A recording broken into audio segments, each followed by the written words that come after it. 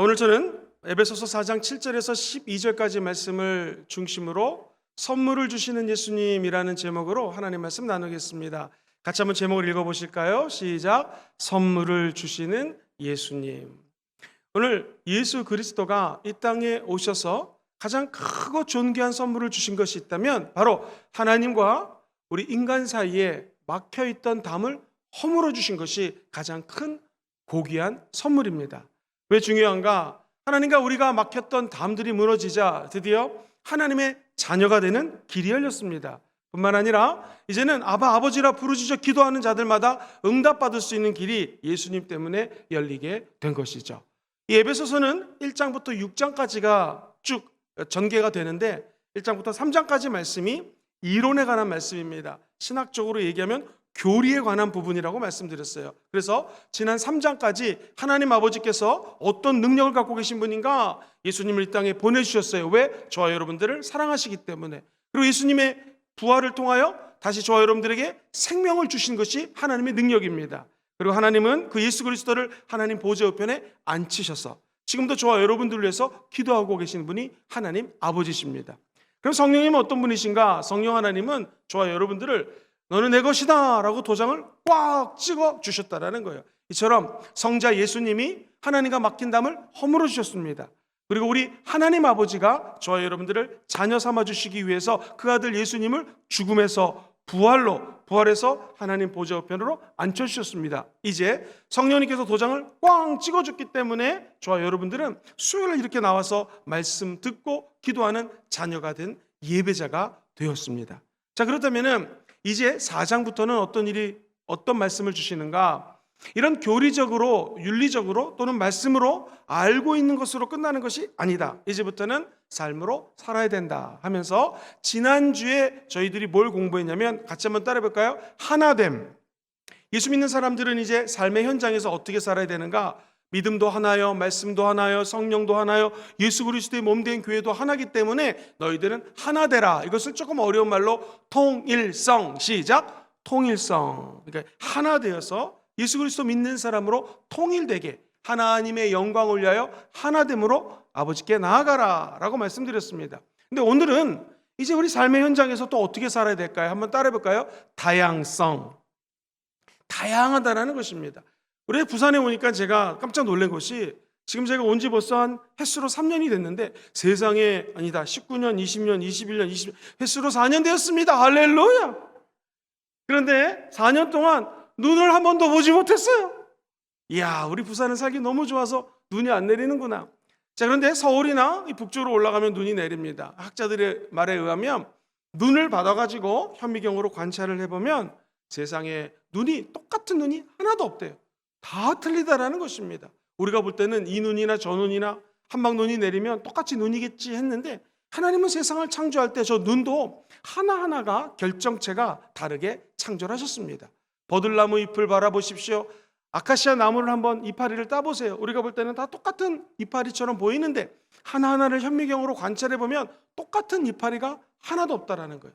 심지어 빗방울이 뚝뚝 떨어지면 방울방울마다 질량이나 부피라든가 또 먼지 같은 거를 쓸어내릴 때 이런 농도 같은 것들이 저마다 다 틀리다라는 거예요. 눈이나 비나 나무 잎사귀나 여기 와 앉아 계신 모든 성도님들도 한 사람 한 사람들이 다 틀립니다. 언니, 여동생 가만히 보면은 다 틀리게 생겼어요. 심지어 쌍둥이라도 같이 보이지만 틀린 부분이 있다라는 것이죠. 이처럼 세상은 아주 다양합니다. 그래서 하나님의 아들 예수님이 우리에게 주신 선물, 이 선물은 어떨 것인가? 예수님의 선물은 다양합니다. 같이 한번 따라해 볼까요? 예수님의 선물은 다양합니다. 시작. 예수님의 선물은 다양합니다. 오늘 본문 말씀 7절을 같이 한번 읽어보겠습니다. 시작. 우리 각 사람에게 그리스도의 선물의 분량대로 은혜를 주셨으니. 우리 각 사람에게 그리스도의 선물을 주셨어요. 근데 여기서 보면은 그리스도의 선물의 분량대로 하니까 여러분들 어떤 생각이 들어요? 예수님이 선물을 준비했는데 여기 있는 선물 박스를 너는 믿음이 크니까 이만큼, 너는 믿음이 적으니까 이만큼 이렇게 주는 것처럼 느껴지죠? 이게 아닙니다. 예수님의 의향대로, 선물은 예수님의 뜻대로 준다는 거예요. 여기 계신 분들이 오늘 하나님께 나와 예배드리는 모든 백성들은 하나님의 의향대로 하나님의 뜻대로 선물을 다 주십니다. 내 뜻이 중요한 것이 아니라 누구의 뜻대로? 예수님의 뜻대로. 근데 주목할 말씀이 있어요. 한번 따라해 보시죠. 우리 각 사람에게, 시작. 우리 각 사람에게. 이 선물은 목사님에게만, 전도사님, 선교사님에게만 주는 것이 아니에요. 여기 계신 모든 사람들에게 주신다라는 거예요. 김영근 담임 목사님께만 선물을 주신다? 아닙니다.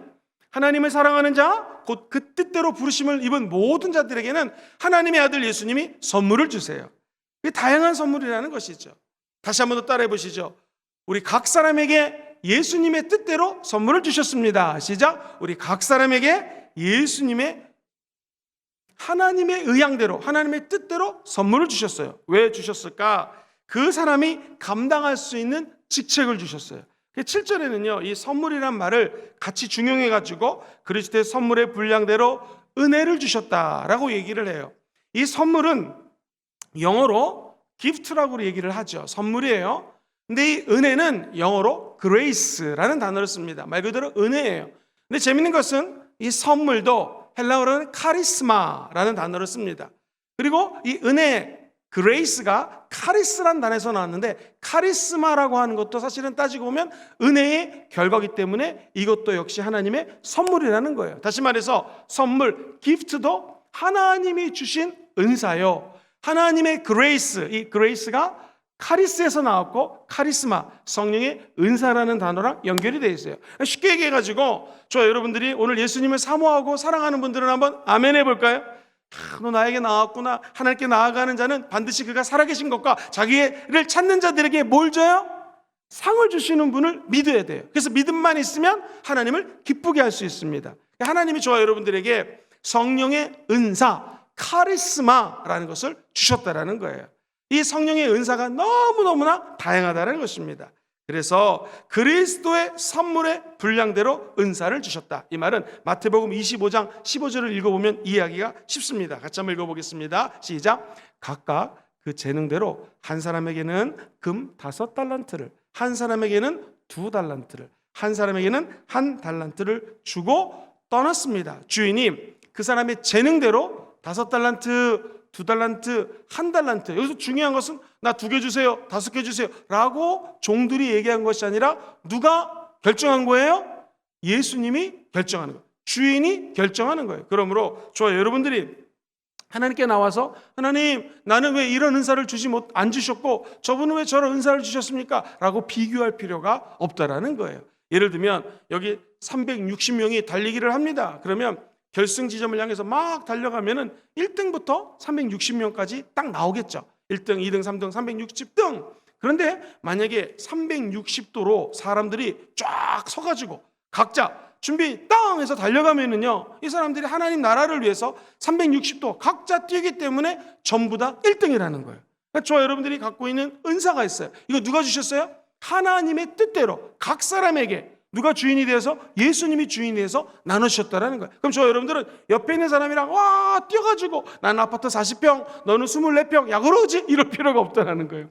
나는 이만큼의 달란트가 있는데 넌 요거밖에 없지? 이럴 필요가 없다라는 거예요. 나는 이거밖에 없는데 얘는 왜 이렇게 많아요? 이렇게 비교할 필요가 없다라는 거예요. 저 여러분들은 360도 각자의 방향으로 하나님의 영광을 위하여 뛰고 있는 하나님의 사람이라는 것을 잊지 않게 되기를 주의 이름으로 축원드립니다.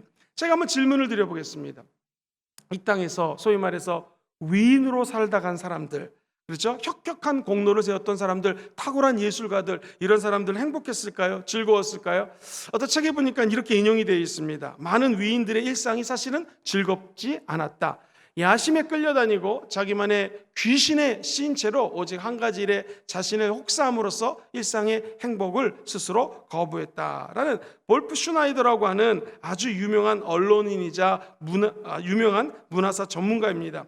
이 역사가가 이렇게 표현을 했습니다. 실제로 몇 개 예를 들었는데, 파블로 피카소라고 아시죠? 이분은요, 세상에 세계적인 화가인데 매년 20년 동안 아침에 일어나가지고 나보다 불행한 사람은 없을 거야 이러고 외치고 살았대.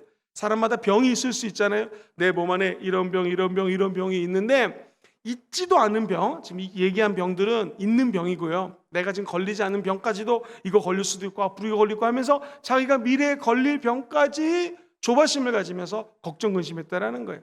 의사 선생님이 뭐라고 야단쳤냐면, 아니 당신 몸에 암세포가 있는데 어쩌면 그림을 그려도 이 자기 안에 있는 좋은 세포는 바라보지 않고 나쁜 세포만 바라보며 그림도 이렇게 그립니까? 제발 이 부정적인 거 보지 말고 긍정적인 걸 좀 바라보십시오 라고 이야기를 했다고 합니다.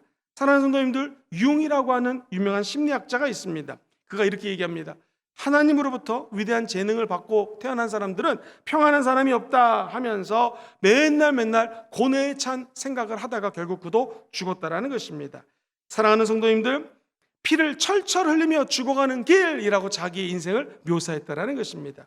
슈베르트 아시죠? 세상에서 가장 비참한 인간이 납니다 라고 얘기하면서 너보다 더 불쌍한 사람 없을 것입니다 이렇게 외치면서 죽어갔다라는 거예요. 위대한 사람들, 창작력도 있고 아름다움이 있을 수 있지만 무명인 사람들은, 저와 여러분들에게는 자유가 있습니다. 우리의 소소한 아름다움, 소소한 즐거움을 누릴 수 있는 것. 여러분, 하나님은 얘기합니다. 각자에게 하나님이 은사를 주셨어요. 각자에게 사명을 주셨습니다. 많이 준 사람에게는 많이 찾고 조금 준 사람에게는 조금 찾는 것이 하나님 나라의 법칙입니다. 디모데후서 4장 7절로 8절은 이렇게 얘기를 해요. 같이 한번 읽어보겠습니다. 디모데후서 4장 7절 8절 시작. 나는 선한 싸움을 싸우고 나의 달려갈 길을 마치고 믿음을 지켰으니 이제후로는 나를 위하여 의의 면류관이 예비되었으므로 주 곧 의로우신 재판장이 그날에 내게 주실 것이며 내게만 아니라 주의 나타나심을 사모하는 모든 사람들. 이 말은 뭐예요? 내가 선한 싸움을 다 싸웠다. 영어로는 good fighting이라고 돼 있어요. 내가 좋은 싸움, 믿음 때문에 영적 전쟁, 귀신과의 싸움을 다 싸웠다. 그리고 내가 달려갈 길을 다 달려갔다. 믿음도 내가 마쳤다. 그러면 왜 이 사도 바울이 고백하는가? 이 다음에 나를 위하여 의의 면류관이 예비되어 있다. 얼마나 비교됩니까? 위인들이라고 하는 사람들은 부정적인 자기 컨셉에 갇혀가지고 난 이거밖에 안 돼, 내 병은 이렇게 많어, 이렇게 죽을 거야, 난 비참해 라고 위대한 예술가들은 얘기했어요. 사도 바울은 뭐가 틀립니까? 지금 그렇게 얘기할 시간 없다라는 거예요. 하나님이 360도 중에서 나에게 사도라는 직분을 맡겼으면 나는 이것을 달려갈 길을 다 가고 오늘 말씀 그대로 선한 싸움을 다 싸우고 그리고 내가 믿음을 지켰다. 이제 나는 저 천국 가면 하나님이 나를 향한 면류관이 예비되어 있으니 나는 지금 이 순간도 뛴다라는 것입니다. 사랑하는 성도님들, 저와 여러분들은요, 다양함 가운데에 하나님이 각자에게 사명을 주셨습니다.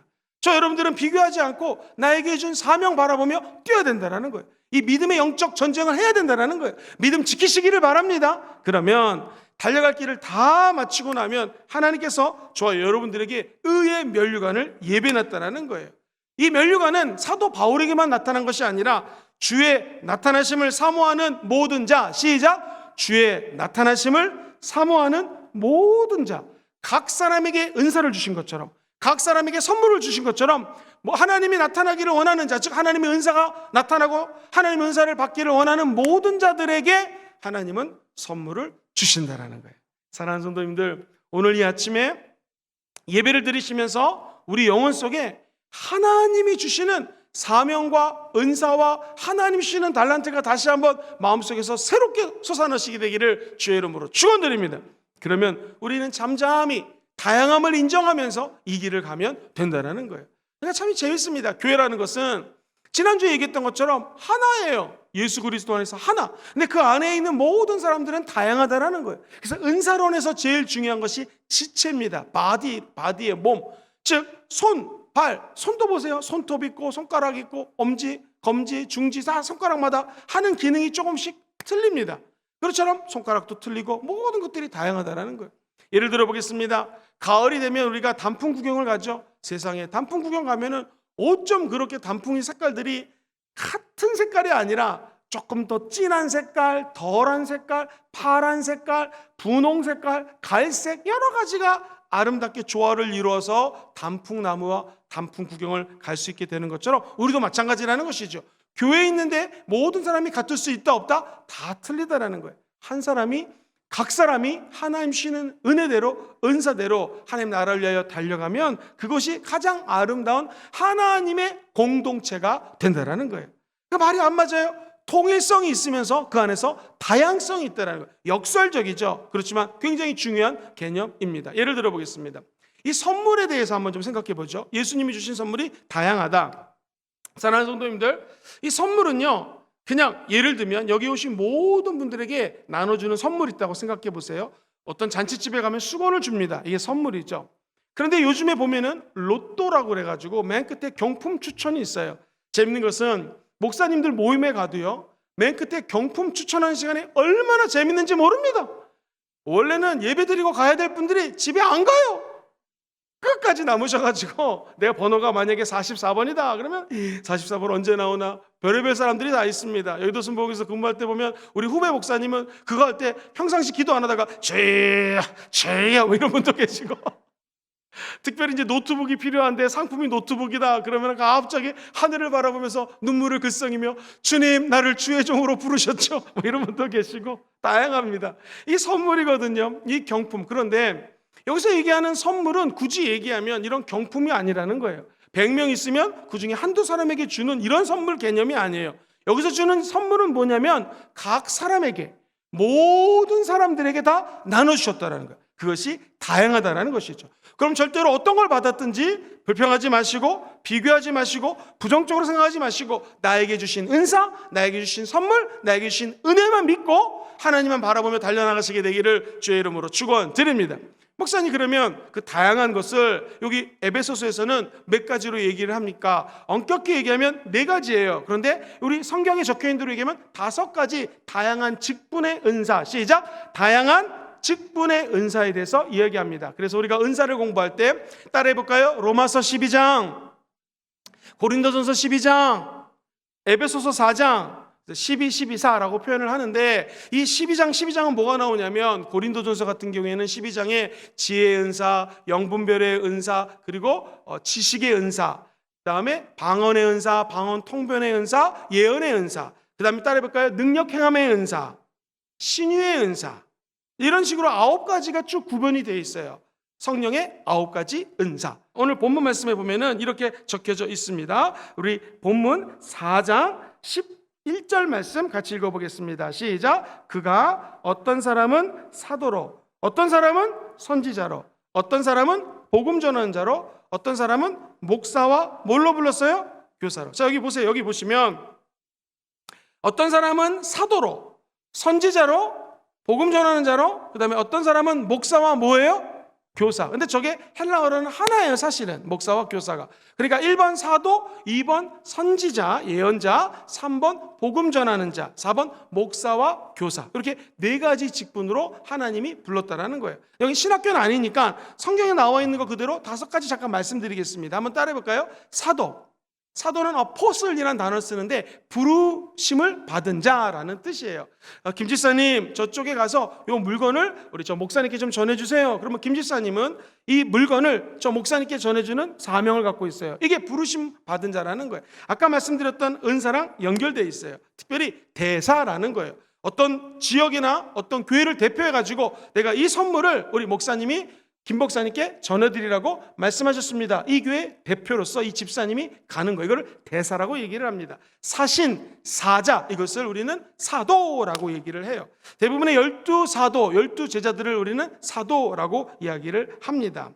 그래서 사자라는 의미에서 사람들에게 불려진 명칭이 사도예요. 근데 우리 교회에서는 사자라는 말을 잘 안 씁니다. 왜냐하면 사자는 잡아먹기 때문에 그렇습니다.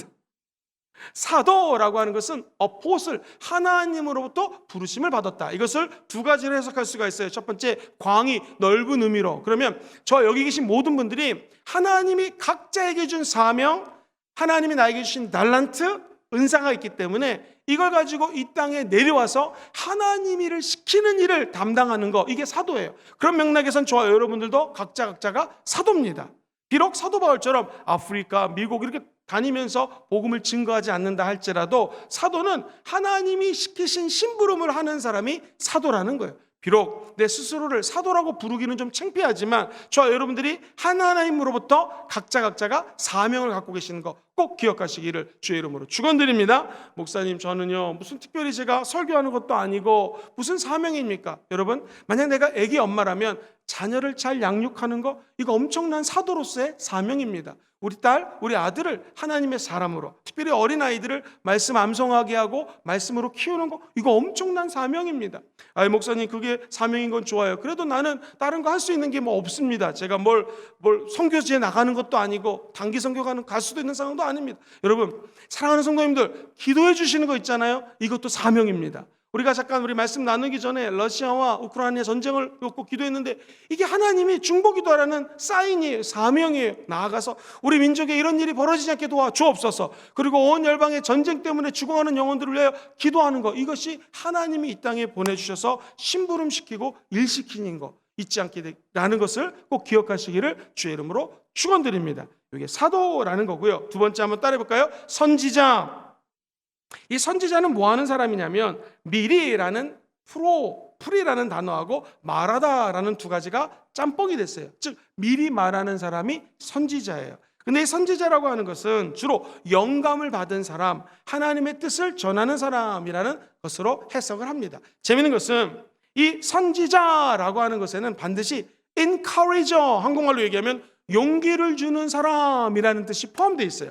그러니까 만약 내가 선지자인데 다른 사람들을 불안하게 만듭니다, 이거는 선지자가 아니라는 거예요. 선지자는 뭐 하는 사람인가? 용기를 주는 사람이래요. 어떤 사람이 나는 예언가예요, 선지자예요 하면서 사람들을 불안하게 만듭니다. 요번에 헌금을 갖다가 100만 원 안 드리면 아들이 대학에 떨어져, 이런 거 불안하게 만들죠. 살아계신 성령님은 저와 여러분들에게 평강을 주고 위로를 주는 것이에요. 그렇다면 이 예언자, 선지자가 하는 일은 무엇인가? 다른 사람들에게 용기를 주고 격려하는 것이 선지자예요. 그래서 prophet이라고 하는 선지자는 원래 encourager, 용기를 주는 사람이다 라는 말이 포함이 되어 있어요. 예수님이 이 땅에 오셔서 저와 여러분들에게 하신 일이 뭐냐면 희망을 주죠. 용기를 주죠. 성령이 하시는 일은 무엇입니까? 도장을 꽝 찍어가지고 너는 내 것이다, 그렇죠? 내가 너를 지명하여 불러나니 너는 나의 안에 거하는 하나님의 백성이다 라고 용기를 주는 거예요. 그러므로 저와 여러분들이 평생 살아가면서 어떤 사람이 나는 선지자요, 주의 종이요 하면서 불안하게 만들고 하나님으로부터 죄 받기 위해서는 어떤 행동을 해야 됩니다 라고 얘기하는 것은 사실 잘못된 선지자일 수 있다는 것입니다. 또 하나, 선지자는 한번 따라해 보겠습니까? 보는 자. 선지자는 원래는 미리 말하는 자면서도 보는 자예요. 늘 말씀드리지만 보려면 어떻게 해야지 멀리 볼 수 있겠습니까? 기왕이면 멀리 봐야 되잖아요. 물론 만원경 가지고 볼 수 있겠지만 멀리 내다보려면 높이 올라가야 됩니다. 한번 따라해 볼까요? 높이 올라가야지 멀리 볼 수 있습니다. 시작! 높이 올라가야지 멀리 볼 수 있습니다. 리차드 바크라고 한 사람이 이 갈매기 꿈이라고 하는 소설을 적었죠. 기억하십니까? 다른 갈매기들은 부산 저 앞바다에서 막 사람들이 주는 먹이를 먹습니다. 갈매기들이 새우깡 잘 먹는 거 아십니까? 막 새우깡을 주면 이거 받아 먹느라고 얘네들이 밖에 돌아다닐 필요가 없어요. 가만히 있으면 먹는 걸 다 줍니다. 그런데 갈매기 조나단만 혼자서 멀리 나가가지고 밑으로 떨어지는 연습하고 별짓을 다 합니다. 그러다 너무나 유명한 말을 남겼죠. 높이 올라가는 갈매기가 멀리 바라볼 수 있다는 것. 이 예언자가 마찬가지입니다. 하나님의 일을 하는 사람, 기도 많이 하는 사람은 선지자, 선각자, 선견자, 미리 볼 수 있어요. 선각자, 먼저 알 수가 있어요. 근데 어떤 사람이 높이 올라가는 사람이에요. 여러분, 어떻게 하면 높이 올라갈 수 있을까요? 어떻게 하면 하나님 보좌 우편에 계신 예수 그리스도까지 올라갈 수 있을까요? 한번 따라해 볼까요? 예배.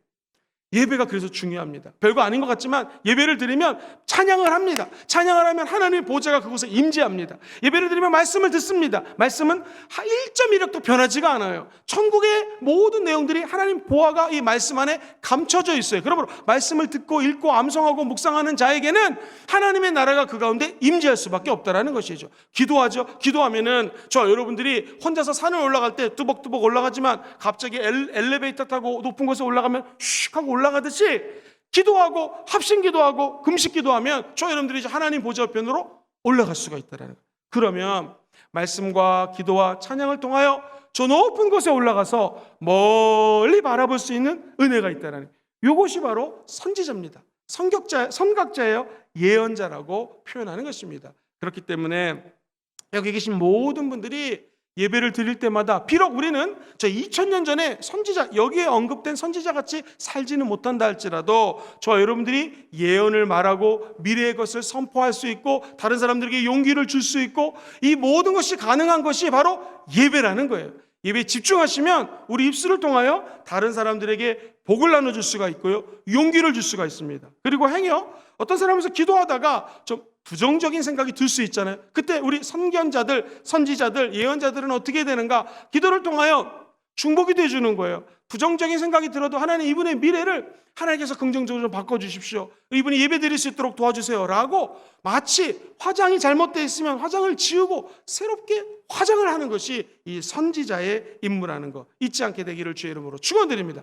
또 한 가지, 선지자는 목사님 구약에 활동했죠. 맞습니다. 그런데 엄격히 얘기하면 신약 시대에도 선지자는 있었다. 사도행전 13장 1절을 한번 읽어봐 드리겠습니다. 이렇게 되어 있습니다. 안디옥 교회에 선지자들과 교사들이 있으니 곧 바나바와 니게를 하는 시므온과 구레네 사람 루기오와 본분의 헤롯 젖동생 마나엔과 및 사울이라 라고 적혀져 있습니다. 즉 안디옥 교회에도 선지자들도 있었고 교사도 있었다. 그렇기 때문에 신약 시대에도 사실 선지자는 등장한다. 그럼 질문이 있습니다. 이 사도와 선지자가 2000년 전에 이렇게 활동했던 사람들인데 오늘날도 있습니까? 제가 아까 말씀을 드리다 말았는데요, 광의적으로 해석하면 사도, 선지자도 있을 수 있습니다. 왜? 사도라는 의미가 보내심을 받은 자, 프로펫, 선견자, 선각자의 의미가 미리 바라보는 사람, 용기를 주는 사람, 그리고 하나님 안에서 그 사람을 위해서 중보기도 해주는 사람이 이 예언자라면 저 여러분들도 이 땅에 사명을 가지고 태어났습니다. 다른 사람들에게 용기를 주고 하나님의 말씀을 전할 수 있다. 이렇다면 우리도 예언자적 삶, 선지자적 삶을 살아갈 수가 있다는 거예요. 그래서 어떤 학자들은 이 예언자하고 선지자죠, 선지자하고 사도라고 하는 두 직분이 마지막 때에 하나님이 은사로 기름 부어준다라고 얘기를 하는 경우가 있습니다. 그런데 이것을 잘못 해석해가지고 할렐루야, 목사님 말씀하셨으니까 이제부터 내 이름은 김영근 사도, 여기 계신 우리 자매님은 임경은 사도다, 나를 사도로 불러라, 뭐 이렇게 얘기를 하고 나를 이제부터 선지자로 부르십시오, 내가 어떻게 선지자인데 나한테 이렇게 대접할 수가 있어 라고 잘못 활동을 하면 이게 문제가 될 수 있다는 거예요. 또 한 가지, 최근에 요즘은 좀 덜해졌지만 예언의 은사를 받았다는 사람들이 찾아가면은 예언해 주세요 그러면 랄랄랄랄랄랄라 막 하다가 동쪽으로 가, 서쪽으로 가. 이거 예언이 아닙니다. 예언해 주세요, 아파트를 이쪽으로 이사 갈까요, 저쪽으로 이사 갈까요, 막 기도만 하면 이쪽 아파트 가지 말고 저쪽 아파트 가, 이렇게 얘기하는 경우가 있는데 기억하십시오. 예언이라고 하는 것은 하나님이 하나님의 때에 하나님의 사람에게 부어주는 거예요. 예언의 주체가 인간이 아니에요. 그 목사님이 예언의 은사를 받았다면 하나님이 하나님의 때에 예언을 부어주는 것이죠. 성경에 보세요. 이사야 선지자라든가 예언자들이 자기 마음대로 24시간 예언을 합니까? 아닙니다. 이거는 점 보는 거예요. 점 보는 거하고 우리 예수 믿는 사람들이 틀린 게 뭐냐면 하나님이 하나님의 때에 예언할 수 있습니다. 그런데 막 어떤 사람에게 찾아가고 예언의 은사 받았다고 했는데 아무 때나 랄랄랄라 하면서 예언을 해준다. 이거는 문제일 수 있어요. 왜? 그 목사님이 영적으로 하나님이 아니기 때문에 24시간 성령 충만할 수 있다 없다? 없을 수 있어요.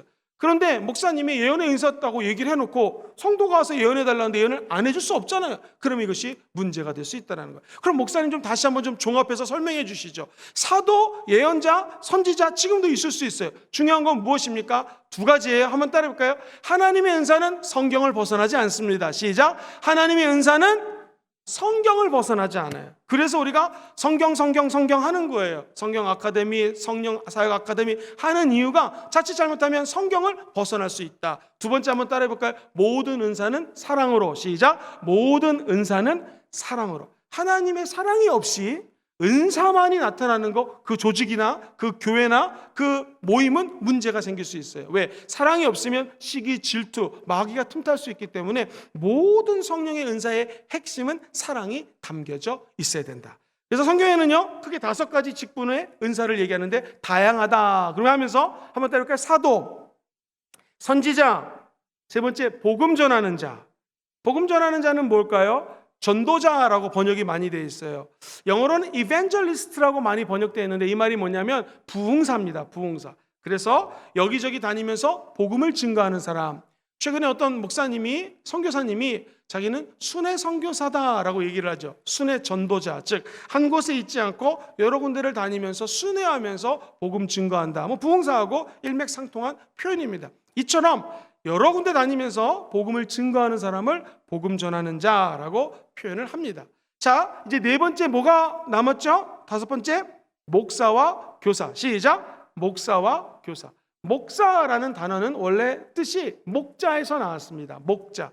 목자는 양을 알죠. 그래서 우리 교회는 홈 미팅, 홈 리더, 원 리더 이렇게 얘기를 하는데 많은 교회들이 요즘에 목장이라고 얘기를 해요. 소그룹을, 구역 예배를. 그리고 목장에서 구역장을 목자라고 표현합니다. 목자. 무슨 의미예요? 그 구역의 목자의 역할을 감당한다. 얘기했던 것처럼 사도, 선지자, 복음 전하는 자, 목자로 하나님 부르었다면 소그룹 목자의 개념을 여기다가 도입을 한 거죠. 우리를 치면 부역장.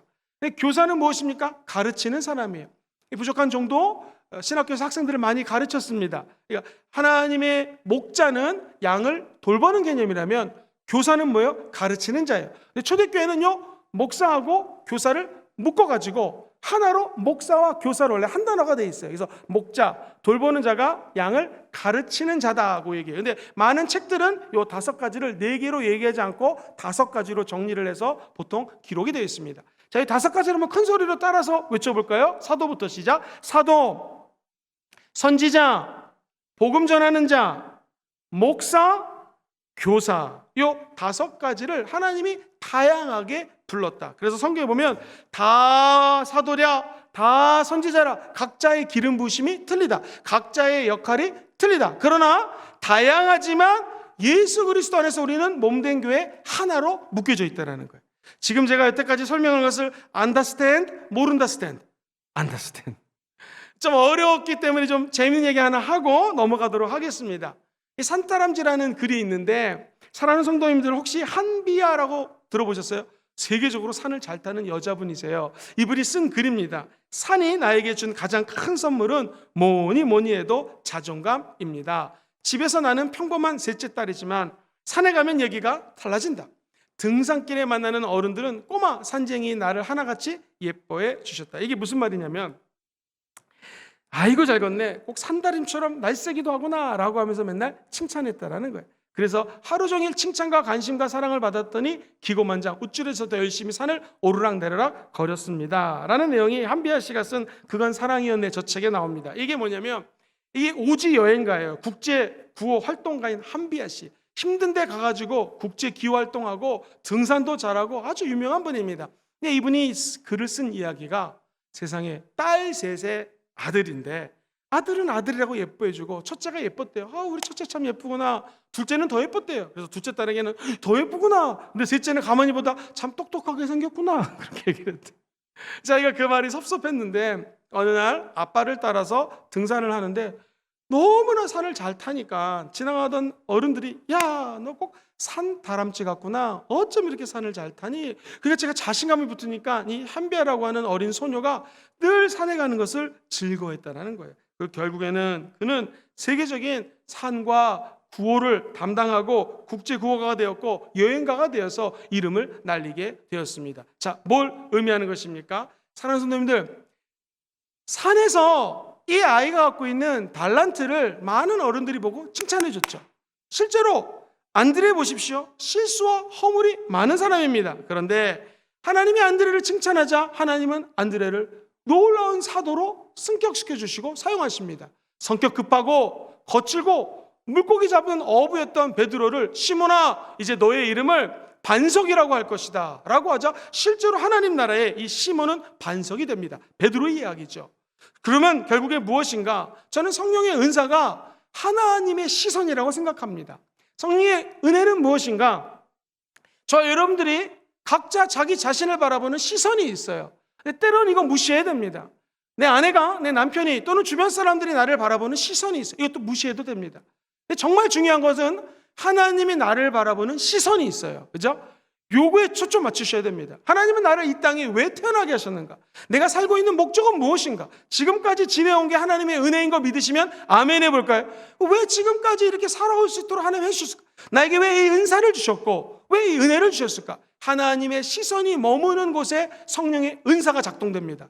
또 하나 이 은사는요, 너무나 다양하기 때문에 내 안에 있는 성령의 놀라운 역사들이 다른 사람들하고 비교할 필요 없이 나만이 부여받은 사명이 된다는 것이죠. 여기 계신 모든 분들이 나를 인정해주고 나를 축복해주는 사람을 만나면 우리 인생이 변화되는 것처럼 우리를 바라보고 늘 축복해주시고 사랑해주시는 성령의 시선을 오늘 다 체험하시게 되기를 주의 이름으로 축원드립니다.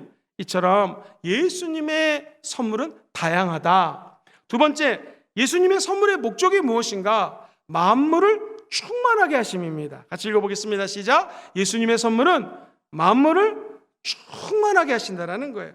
우리 8절, 9절, 10절 같이 한번 읽어보겠습니다. 시작. 그러므로 이르기를 그가 위로 올라가실 때에 사로잡혔던 자들을 사로잡으시고 사람들에게, 자 9절도 읽어보겠습니다. 시작. 올라갔다 하였은즉 땅 아래 낮은 곳으로 내리셨던 것이 아니면 무엇이냐?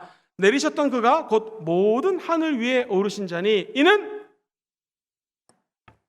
만물을 충만케 하려는 목적이 있다. 제가 하나하나 좀 설명을 드릴게요. 이거 되게 중요한 건데 성경에 보면 난해 구절이라는 게 있거든요. 이 구절이 굉장히 난해 구절이라고들 학자들이 얘기를 해요. 8절을 한번 더 보시면은 예수님이 주신 선물이 어떤 건가? 만물을 충만하게 하시는 건데, 그러므로 이르기를 그가, 예수님이 위로 올라가실 때에, 자 사랑하는 성도님들, 위로 올라가실 때가 뭐예요? 우리가 잘 아는 부활하셔서 승천하실 때죠. 근데 저 해석이 사로잡혔던 자들, 시작. 이게 중요해요.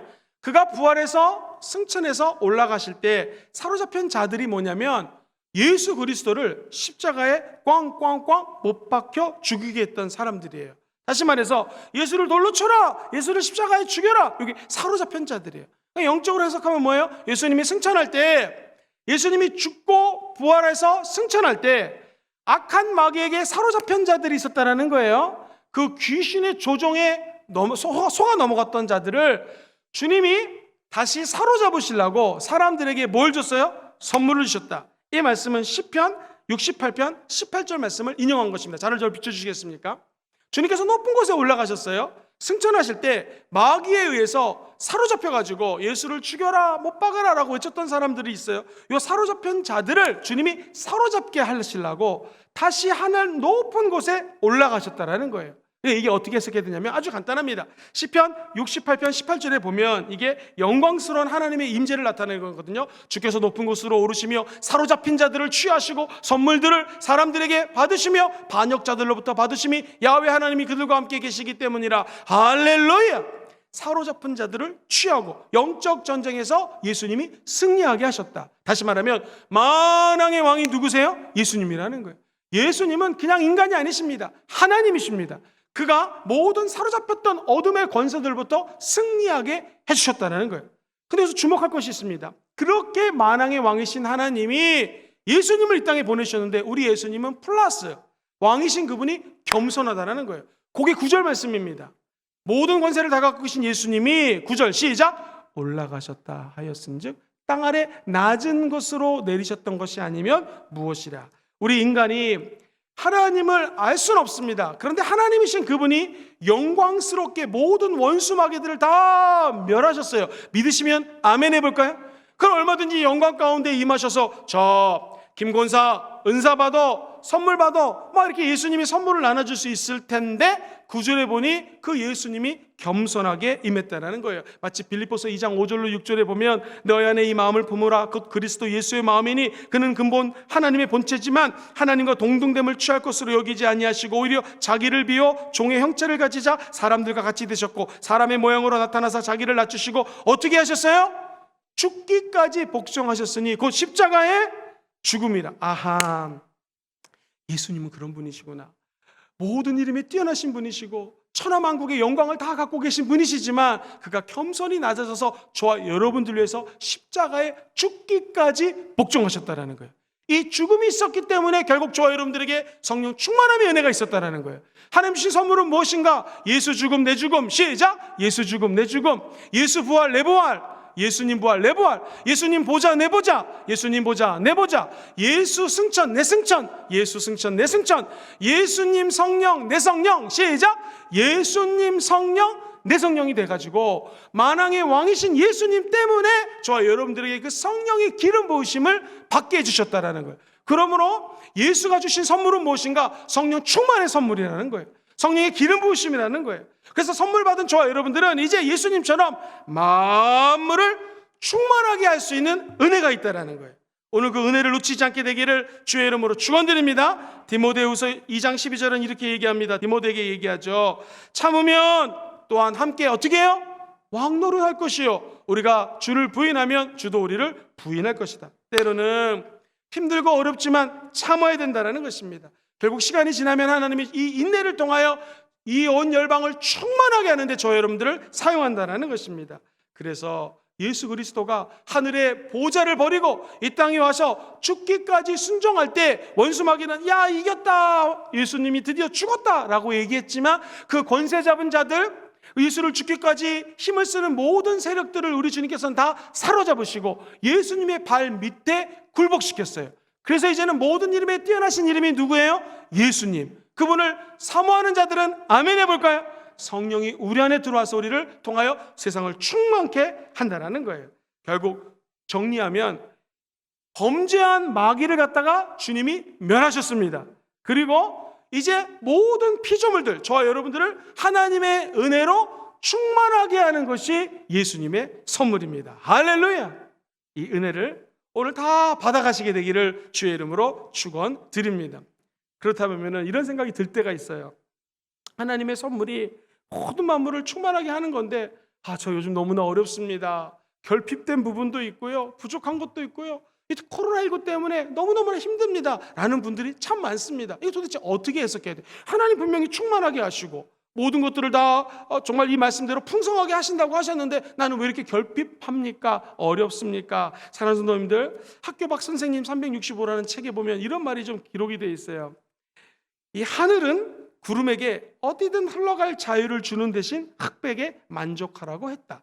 무지개에겐 7가지 색깔을 주는 대신에 한 자리에게 머물게 했다. 하늘은 모든 것을 다 주지도 다 빼앗지도 않는다. 하늘 자신도 파란색과 검은색 2가지의 이따금 노을색을 가질 뿐이다. 재밌죠? 하늘이 저 하늘 색깔을 낮에는 밤, 낮에는 하얀색, 밤에는 검은색 2가지 색깔만 줬다라는 거예요.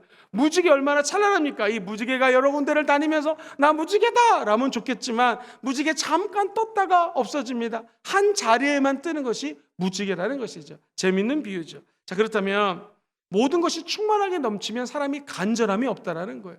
사랑하는 성도님들, 제일 열심히 기도했을 때가 언제입니까? 간절할 때, 사람이 아플 때 간절히 기도합니다. 때로는 건강하지 않고 이 몸이 아프다는 결핍된 상황이 그 사람에게는 은혜의 시간, 축복의 시간이라는 거예요. 사랑하는 성도님들, 저는 외국에서 많은 유학생들 만나서 지도도 하고 그들을 이렇게 기도도 하고 목회를 했습니다. 그러면 청년들이 해외에 나와서 언제 타락하는 줄 아세요? 부모님이 돈을 많이 주잖아요. 거의 타락합니다. 그런데 집이 어려워가지고 학비를 내야 되는데 학비가 모자라. 한 30만 원을 더 벌어야 돼요. 그럼 얘네들이 하루 일당에 호주는 한 15만 원 하거든요. 이 막일을 할 때 그 당시 하루 일당을 많이 줬어요. 그러면요 2, 3일 나가가지고 노가다를 합니다. 그래서 45만 원 벌어가지고 학비 30만 원을 내고 15만 원 헌금하고. 그러면 생각해 보세요. 45만 원 벌어가지고 15만 원 헌금하는 게 쉬울까요? 어려울까요? 어렵습니다. 근데 이 청년들이 갈급하니까 30만 원 학비를 벌게 하는 하나님께 감사해가지고 15만 원 헌금을 내는 겁니다. 그렇게 갈급할 때 이 청년들이 간절히 기도하고요. 그 15만 원 때문이 아니라, 헌금을 많이 한 것 때문이 아니라 하나님이 이들의 갈급함과 기도를 보시고 나중에는 150만 원, 1,500만 원, 1억 5천, 10억 5천으로 정말 30배, 60배, 1000배, 만배로 복을 주는 것을 저는 굉장히 많이 봤습니다. 사랑하는 성도님들, 우리 하나님 풍성한 하나님과 믿으시기를 바랍니다. 그럼에도 불구하고 우리에게 결핍함이 있고 어려움이 있다고 하는 것은 기억하세요. 저 여러분들이 이 갈급함을 통하여 더 큰 은혜를 사모하라는 하나님의 뜻인 줄 믿습니다. 그러면 지금은 힘들지만 저 여러분들이 하나님의 때에 하나님의 원대로 이 땅을 풍성하게 하는 모든 피조물들이 충만한 사건이 연출되는 계기로 저 여러분들을 사용하실 줄 믿습니다. 유명한 역사학자가 이런 글을 적었습니다. 한번 생각해 보세요. 우리가 잘 알고 있는 이집트, 특별히 고대 이집트, 어떻게 피라미드도 만들고 정말 이렇게 세계적인 나라가 되었을까? 이 학자의 주장, 헤로도투스라고 하는 그리스 역사학자인데 그는 이렇게 주장합니다. 이집트는 나일강의 선물이다. 도대체 나일강이 어떤 강이기 때문에 그래요? 나일강은요, 해마다 범람이 반복됐습니다. 맨날 넘치는 그 강이 나일강이었어요. 그러니까 4가지 기적이 일어났다는 거예요. 첫 번째, 맨날 강이 넘치니까 우리 여기 앞에 있는 낙동강, 한강 맨날 넘쳐보세요. 어떤 일이 벌어질까요? 오히려 이집트 문화가 발달되는 초석이 되었다는 거예요. 왜? 해마다 반복되는 범람 시기를 예측해야 돼요. 그러다 보니 천문학이 등장합니다. 태양력이 등장해요. 야, 이때쯤 되면은 비가 온다. 이러면 이제 넘칠 거다. 미리 예측하는 거죠. 두 번째, 범람이 됐어요. 그럼 어떻게 될까? 경지 측량을 해야 돼요. 그래서 기하학이 급속도로 발달이 됩니다. 막 넘치니까 빨리 측량을 해가지고 물을 빼내거나 뭘 새로 짓거나 해야 되잖아요. 그러니까 측량하는 기술이 다른 나라하고는 비교도 안 될 정도로 발달했다는 거예요. 세 번째, 범람을 막으려면 제방공사 해야 되잖아요. 제방공사 하려고 하니까 당연히 뭐가 발달되겠습니까? 제방 건축하는 기술이 발달됩니다. 특별히 도르래, 올라가는 도르래, 수레 끌고 가야 되잖아요. 무거운 것들, 수레가 전 세계 같은 시기에 비약적으로 발전한 나라가 바로 이 이집트라는 거예요. 그리고 결국 이게 피라밋을 건설하는 기술력으로 응집이 되게 되었다라고 학자는 주장합니다. 딱 맞습니다. 사랑하는 성도님들, 결핍이 간절함을 불러온다. 시작! 결핍이 간절함을. 오늘 저 여러분들이 결핍된 부분이 있습니까? 은사를 받고 싶은데 나에게 왜 안 주십니까? 이런 마음이 있는데 분이 계십니까? 혹은 간절함이 있으십니까? 그러면 타오르는 성령의 에너지를 오늘 이 예배를 통하여 공급받게 될 것입니다. 문제는 내 안에 결핍이 있냐 없냐예요. 그래서 때로는 금식이 필요합니다. 먹을 게 없어서 하는 금식이 아니라 결핍을 체험하는 것이죠. 일부러 내 마음속에 있는 성령의 간절한 에너지를 동원하기 위해서 1박 2일 정도, 2박 3일 정도 금식하는 거 참 좋습니다. 갑자기 금식하니까 얼굴이 찌그러지는 분들이 많습니다. 부족할 때 기도하고 하나님께 겸손하게 할 수 있는 것, 나에게 결핍된 상황을 만드는 거예요. 사랑하는 성도님들, 다윗 보세요. 다윗의 시편들이 대부분이 언제 기록됐냐면 결핍됐을 때 기록된 거예요. 한 절을 읽어드립니다. 시편 42편 1절이에요. 하나님이여, 사슴이 시냇물을 찾기에 갈급함같이 내 영혼이 주를 찾기에 어떻게 해요? 갈급합니다. 사랑하는 성도님들, 그렇습니다. 우리가 이 땅에 살면서 갈급한 것이 있다고 하는 것은 감사한 것입니다. 병이 있다고 하는 것은 감사한 것입니다. 이걸 통하여 풍성한 하나님의 은혜가 임하게 될 줄 믿습니다. 마지막 세 번째 짧게 정리하겠습니다. 예수님의 선물은 성도를 온전하게 하십니다. 시작! 예수님의 선물은 성도를 온전하게 하십니다. 우리 12절 말씀 한번 큰 소리로 읽어볼게요. 시작! 그가 어떤 사람은 사도로, 어떤 사람은 선지자로, 어떤 사람은 복음 전하는 자로, 어떤 사람은 목사, 교사로 삼았느니. 이게 11절이었거든요. 12절 시작!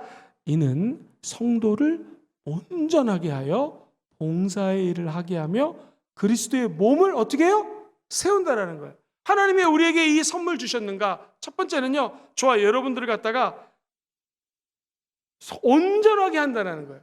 두 번째는요, 봉사의 일을 시킨다는 거예요. 세 번째는 그리스도의 몸을 세운다는 것입니다. 짧게 설명하겠습니다. 사랑하는 성도님들, 오늘 이 아침에 온전하게 되기 원하시는 분들은 아멘 해볼까요? 온전하라는 것은 원래 성경에 보면은 회복되다라는 뜻이 있어요. 그러니까 내가 성령의 은사를 받은 이유는 다른 성도들을 회복시켜주기 위함이에요. 우리 찬양팀이 나와서 찬양을 했습니다. 찬양을 통해서 이분들이 갖고 있는 은사가 찬양하고 노래하고 연주하는 거잖아요. 우리의 마음이 회복됐다. 이분들이 갖고 있는 은사, 하나님 주시는 선물을 통하여 우리의 영혼이 회복되는데 쓰임받는 것이죠. 얼마나 큰 영광입니까? 제가 설교자로 하나님 부르셨습니다. 목사가 말씀을 통해서 여러분들에게 용기를 주고 소망을 주고 말씀을 제대로 가르친다. 그러면 저는 여러분들을 온전케 구비시키시는 거예요. 회복시켜주는 거예요. 이게 선하님이 우리에게 준 은사의 목적이라는 것입니다.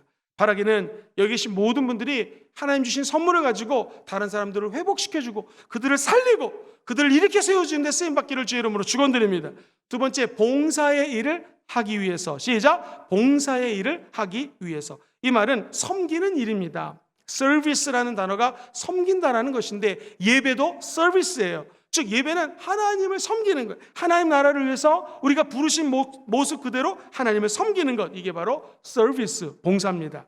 자, 그리고 세 번째, 그리스도의 몸을 세워야 됩니다. 시작! 그리스도의 몸을 세워야 됩니다. 그리스도의 몸이 무엇입니까? 교회죠. 교회를 세우는 것이 은사의 목적입니다. 아하, 예수님이 주신 선물이 은사인데 이것은 성도들을 구비시키고 온전하게 하고 잘할 수 있도록 도와주는 것이요. 두 번째, 봉사를 하기 위해서 하나님 나라의 일을 맡기 위해서 주신 것이 은사예요. 세 번째, 무엇보다도 제일 중요한 것이 저들의 믿음의 분량이 장성하게 자라가지고 결국에는 나를 통하여 제2의 바울, 제2의 조용기 목사님, 제2의 강로아 목사님, 제2의 윤종남 목사님 혹은 제2의 이 땅에 예수 그리스도를 증거할 수 있는 사람으로 변화시켜주는 것, 이것이 저와 여러분들의 사명이라는 것 잊지 않게 되기를 주의 이름으로 축원드립니다. 자, 디모데전서 3장 15절 말씀을 마지막으로 한번 읽어보겠습니다. 시작! 만일 내가 지체하면 너로 하여금 하나님 집에서 어떻게 행해야 할지를 알게 하려 함이니 이 집은 살아계신 하나님의 진리의 기둥과 터니라. 살아계신 하나님의 교회입니다. 진리의 집입니다. 그리고 이곳에는 기둥이 말씀으로 자리 잡고 있다는 거예요. 이곳에 저와 여러분들의 교회의 임무가 있습니다. 성도들이 마땅히 해야 될 사명이 있습니다. 저와 여러분들, 우리를 통하여 많은 영혼들이 회복되고 하나님 나라의 일꾼으로 쓰임받는 기적이 있게 되기를 주의 이름으로 축원드립니다. 사랑하는 성도님들, 실제로 일본이 이렇게 빨리 망할 줄을 몰랐다라는 거예요. 누가? 우리 민족의 매도자였던 이 이광수라든가 혹은 서정주, 빨리 일본이 망할 줄 몰랐기 때문에 일단은 일본이 잘 사니까 그 밑에서 대충 살다가 나중에 기회를 도모하자, 이런 이야기를 했었습니다.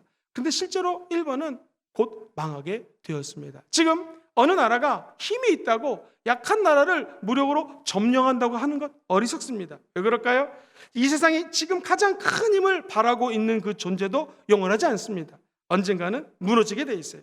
개인의 힘, 그 나라의 힘과 능력도 유한합니다. 왜? 이것을 뒤에서 주관하시는 분은 하나님이시기 때문에 그렇습니다. 결국 인생의 안개 같다는 것을 알고 영원한 하나님과 동행하면서 하나님의 손을 잡고 가는 나라, 사람이 제일 안전하다는 것이죠. 사랑하는 성도님, 저 여러분들 해야 될 것이 있습니다. 우리가 하나님께로 부여받은 모든 은사들, 은혜들, 이것은 영원하지 않습니다. 언젠가는 끝납니다. 그렇지만 우리에게는 소망이 있습니다. 그것은 하나님의 손을 잡고 천국 가는 날까지 우리에게 준 사명, 하나님이 시키시는 일, 하나님 주신 은사를 통하여 많은 영혼들을 회복시키시고 그들을 하나님께 품에 올려드리는 사랑의 메신저들이 되기를 주의 이름으로 축원드립니다. 오늘 세 가지 말씀 정리합니다. 첫 번째, 예수의 선물은 무엇인가? 시작! 예수님의 선물은 다양합니다. 두 번째, 시작! 예수님의 선물은 만물을 충만하게 하십니다. 세 번째, 예수님의 선물은 성도를 온전하게 합니다. 회복하게 합니다. 이 사랑의 선물을 다 받으시게 되기를 주의 이름으로 축원드립니다.